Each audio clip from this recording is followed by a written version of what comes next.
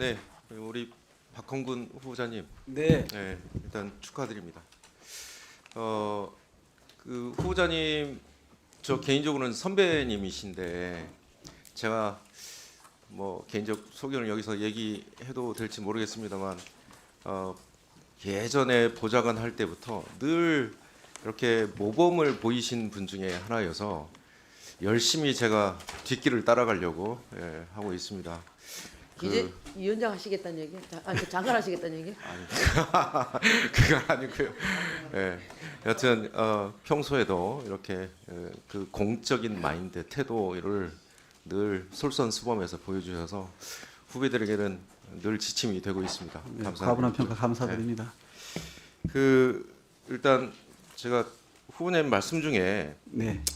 좀 정책적인 지를 좀 드릴까 하는데요. 네. 일단 우리 대한민국의 시대적 과제로 AI 산업 대전환, 그다음에 인구 구조 변화, 네. 기후 위기, 지방 소멸, 양극화 이 5대 과제를 이렇게 제시를 했는데 여기서 그 구조적으로 흐르는 저는 밑바탕이 있다고 보거든요.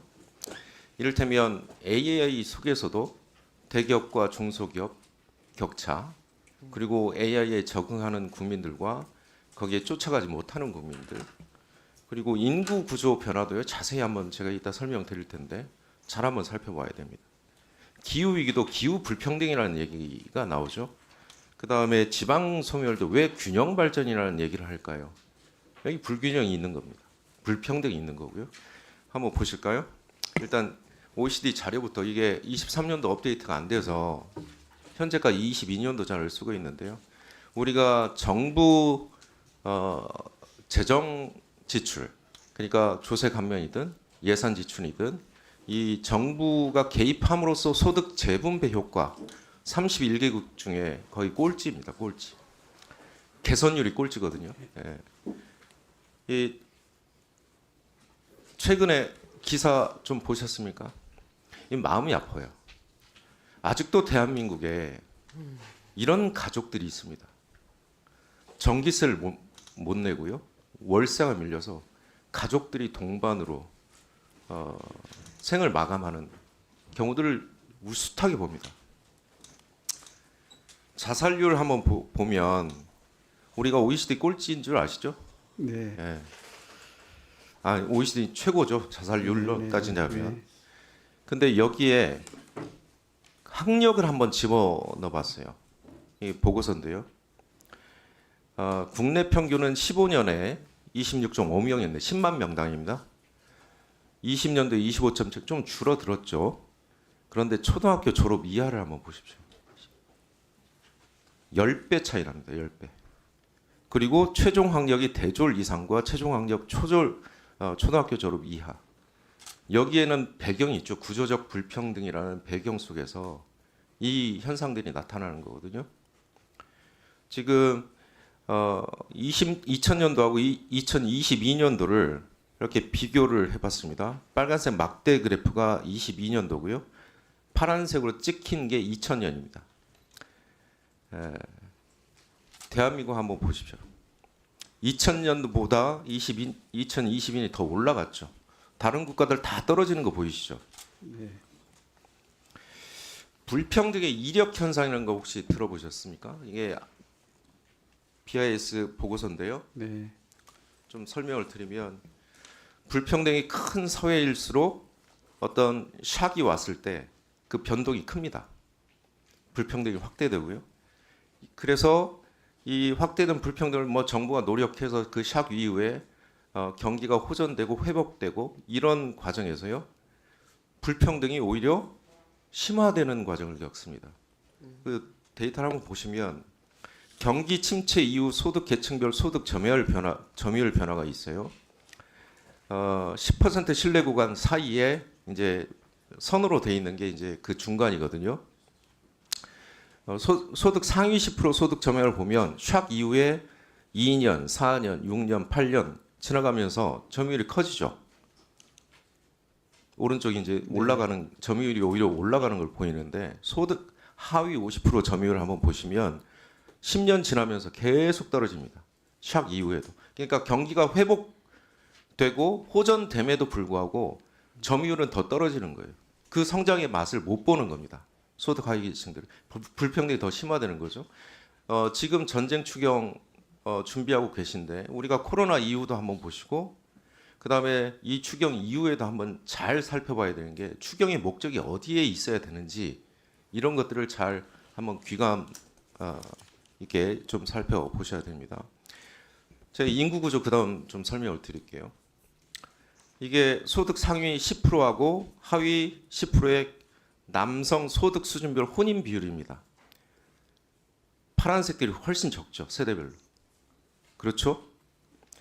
26세에서 30세를 보면 3배 차이 납니다. 결혼율이. 결혼율이 차이 나면 당연히 그 소득 수준별 출산율도 달라지고 그렇죠? 네. 지금 이거를 제가 인구하고 같이 넣어보니까요. 진위계 수가 0.1 상승할 때 합계 출산율이 0.2로 감소합니다. 그러면 2070년에 어떻게 되냐?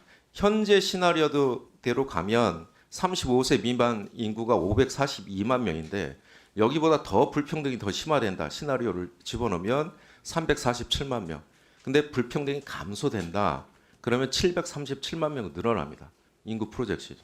우리 인구 구조 그 기획예산처에서 지금 인구 저출생 이거 준비하고 있잖아요. 네. 지금 상대적 빈곤율 한번 볼까요? 우리 이제 66세 이상 보면 한국이 39.8%입니다. 독거노인 비율 4.2배 증가를 했어요. 자산, 소득 격차가 더더욱 심화되고 있습니다. 순자산 진위계 수도 증가하고 있고요. 이 청년들은 갈수록 또 기회가 없어져요. 이번에 고용노동부 금방 제가 보도자를 봤는데 1분 더 주세요. 청년들의 일자리가 계속 감소하고 있어요. 여기 보세요. 네. 윤석열 정부 그 22년 1월부터 떨어지기 시작했어요. 윤석열 정부 딱 들어서면서 마이너스로 전환되기 시작해서 여기를 벗어나오지 못하고 있거든요. 그러면 우리 대한민국 기획예산처 장관 후보자께서 앞으로 이 5대 과제의 근본적으로 흐르는 구조적 개선 정말 철학을 가지고 좀 접근하셔야 된다.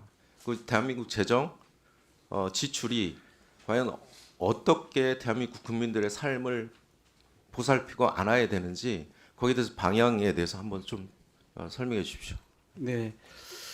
이제 이번 추경이야 이 단기 대응 차원이고 말씀하신 것처럼 국가 재원은 장기적이고 구조적으로 접근을 한 것이 옳을 겁니다. 즉 K자 양극화라고 하는 그래서 계층으로 보면 청년들, 지역으로 보면 지방, 그다음에 산업으로 보면 BIT와 그리고 중소기업, 그다음에 계층으로 보면 저소득층 이런 K자형 성장에서 지금 소외된 이 분야에 대해서 더 전략적으로 투자하고 이런 지표를 개선하지 않으면 대한민국의 성장의 이 그늘이 여전히 깊게 들어질 수밖에 없는 그래서 이것이 사회의 여러 가지 갈등과 비용을 초래하는 거로 갈 수밖에 없을 거라 생각을 합니다. 그런 점에서 이런 양극화가 산업 구조적인 측면도 있고 또 고용 구조의 측면, 그다음에 수도권 편중, 대기업 편중 이런 것들이 결국 이제 양산한 부분들이지 않겠습니까?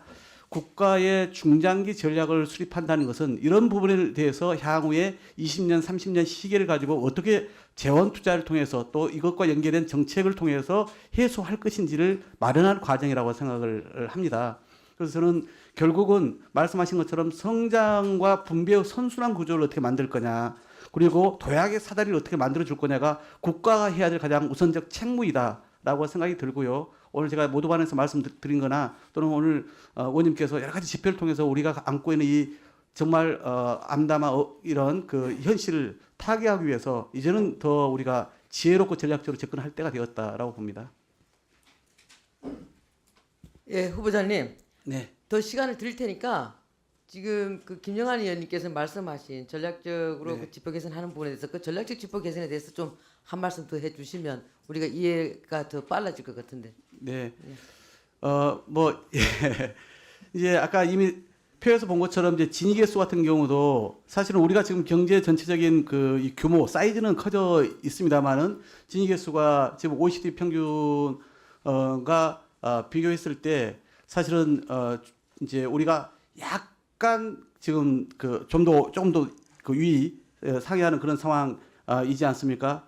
아까 이제 보여주신 순자산 진위 개수는 이제 또 더 이렇게 올라가 있는 그 상황이고요. 그래서 저는 이제 이런 것들이 아까 보여준 것처럼 정말 우리가 빨리 개선해야 될 그 이 높은 수준의 자살률, 빈곤율 이런 것들의 지표로 연결되는 것이다. 이렇게 말씀을 하신 거였고요.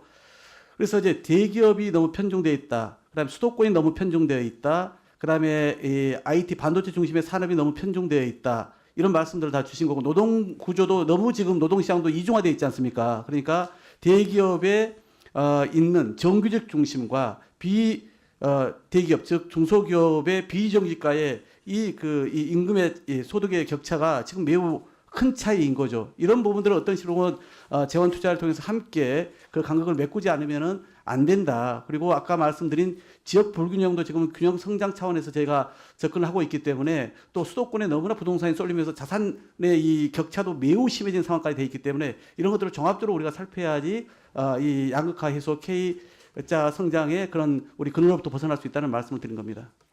그럼 노동의 이중화에 대해서 노동시장 이중화에 대해서 고착화되어 있는 분에서 말씀하시는데 그 노동의 유연성에 대해서는 그러면 필요하다고 생각하시는 겁니까?